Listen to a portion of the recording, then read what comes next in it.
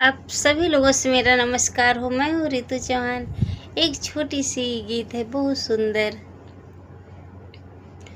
के कर चिट्ठिया फौरन हो यह फौरन हो देवर बाँच के सुनावा। के कर चिट्ठिया फौरन हो यह फौरन हो देवर बाँच के सुनावा।